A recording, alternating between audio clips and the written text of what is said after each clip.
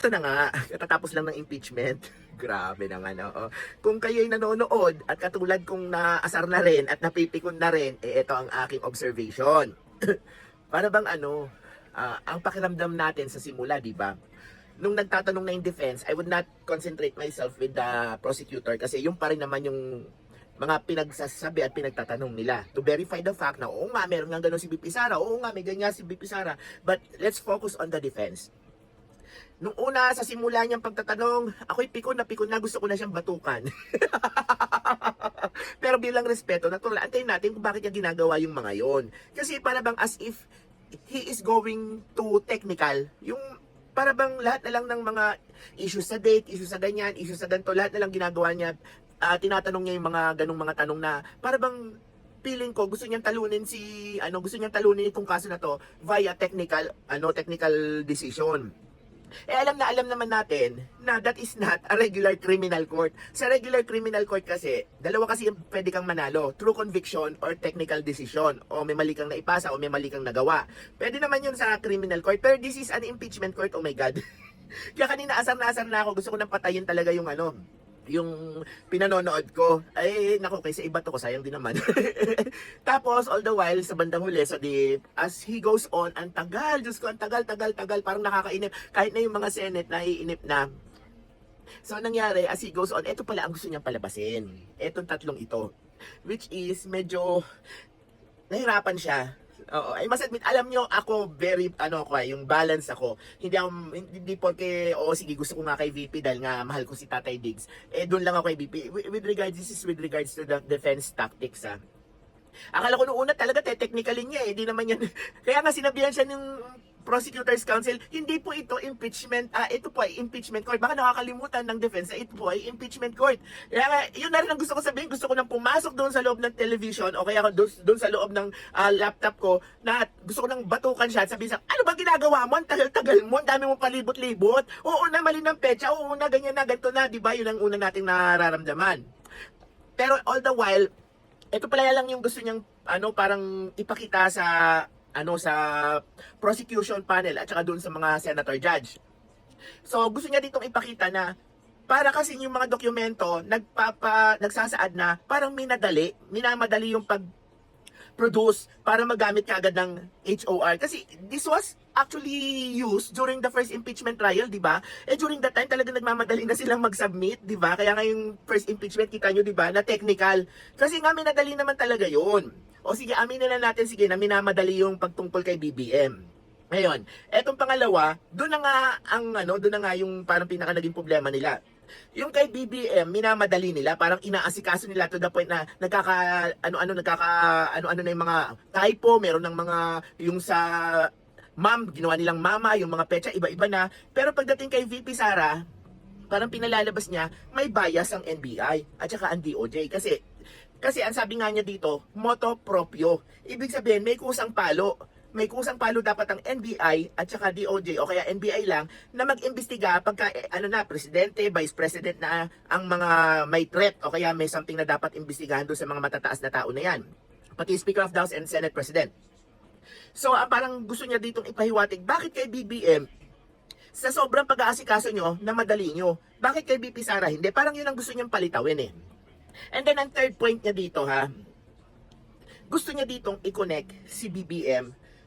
Kasi nga, parang ang point niya is, nagkakaroon na nga ng bias kay BP Sara, and then, ang gusto niya mangyari, dahilan ba ng bias na yan, si BBM, kung bakit limited lang yung investigation ng NBI na ginawa para kay BP Sara. While the mere fact na meron nga silang moto proprio. So, ang katwiran dito ng NBI agent na witness ngayon is, meron naman daw silang pinadalang sulat. Tapos, ang inaantay na lang daw nila sagot. Nung una daw, hindi daw pumunta at hindi daw sumagot si BP Sara. Then sa pangalawa, nung una, nagpadala sila ng sulat, sumagot si BP Sara na may mga importante siya dapat gawin. Nung pangalawang sulat daw, may sagot si BP Sara, tapos yun nga daw, inamin daw dun sa sulat na may threat kay BP Sara. And then, ayun, tinapos na nila yung investigation. Kasi nga wala, kumbaga para sa kanila, hindi naman nagpa-participate si BP Sara parang ganun.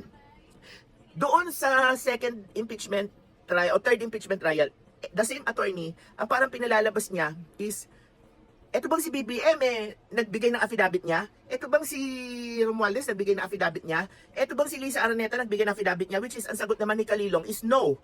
Pero ang sabi nga rin naman nitong Kalilong at saka nitong si Lontok ngayon is motu proprio. Talagang obligasyon daw talaga ng NBI na imbestigahan yan. Ngayon, ang parang gusto sigurong ipahiwatig dito ng defense is, bakit ginagawa nyo doon sa tatlo? Pero hindi nyo magawa ng buo kay BP Sara. May bias kayo. So yan yung parang gusto niyang i-point out. Kaya lang kasi, ewan ko ba ba't ganun?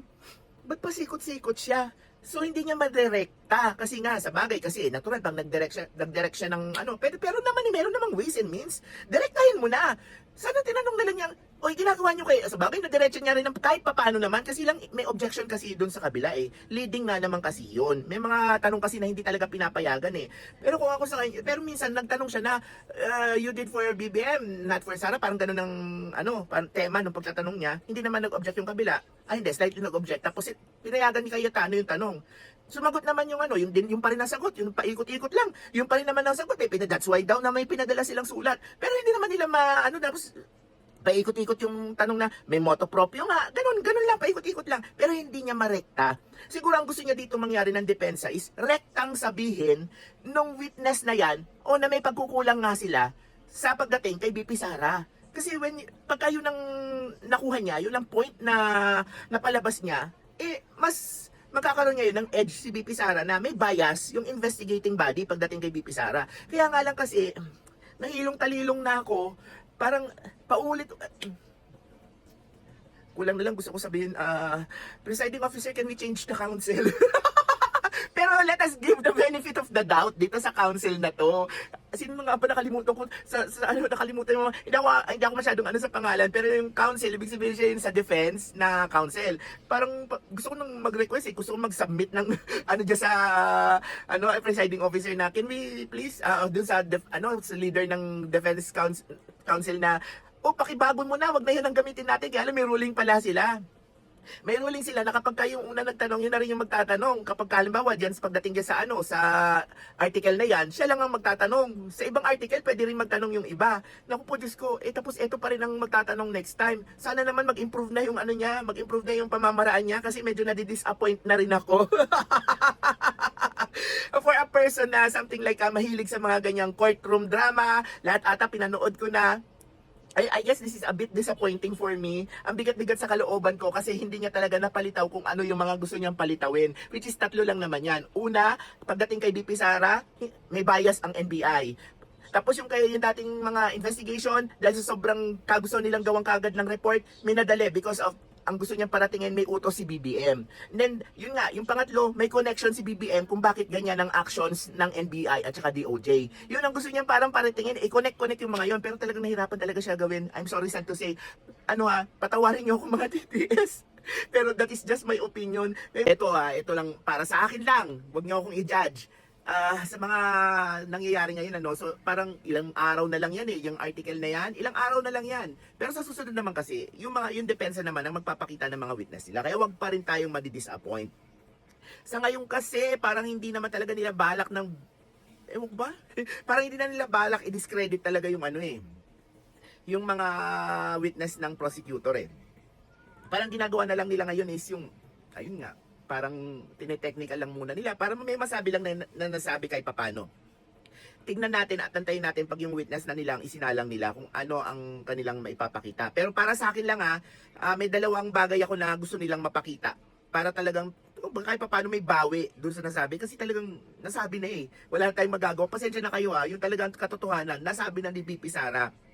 Actually, before I had a vlog about this, sa mga sinabi na to ni BP Sara, matagal na yun, November, tama nga, November nga ata, kasi dyan nga, sabi niya lang, November 23. But anyway, may sinabi ako tungkol dyan na pinapayuhan ko si BP Sara na, kalma lang. Oo, parang, huwag kang magpapadala sa ginagawa sa'yo ng mga, mga tao na yan. Kasi yan talaga, it's a trap. Sa madaling salita, sa tingin ko, sa pangunawa ko, talagang na-trap si BP Sara. Yun ang isa nilang dapat na talagang patunayan. Na kung enough ba talaga yung trigger to the point na nabanggit ni BP Sara yung mga katagang yan para ma-justify na kung bakit nga yan dapat banggitin ni BP Sara. Ano ba yung sitwasyon na yun na dapat talaga na to the point yung anger, yung puot, yung ganun. kung sakasakali man, at least, magkakaroon ng konting-konti lang na spread of hope para dyan sa article na yan. Pangalawa, kailangan ma-justify nila na somewhat na hindi naman talaga sobrang sa loobin ni BP Sara na mabanggit yan. In a spurs of his emotion, kaya niya lang yan nabanggit. Kaya lang siguro, meron ba? Parang wala. Kasi nung tinanong siya dyan, it was an interview, di ba? Tapos yung babae na nagtanong kasi nga nabanggit yung Romanov. Ayan, isa pa yan. Kailangan mapatunayan nila na talaga may clear danger kay BP Sara sa threat sa family niya at saka doon sa mga katrabaho niya. So tatlo pala ang dapat patunayan ng depensa. So yan ang aantayin natin kapag sila na nag-present ng kanilang mga witness. As of now, parang gigil na gigil lang ako. Kinocross kasi yung mga witness naman. Kasi parang yung mga witness yan, parang walang kaugnayan dun sa gusto nilang patunayan. Sa totoo lang.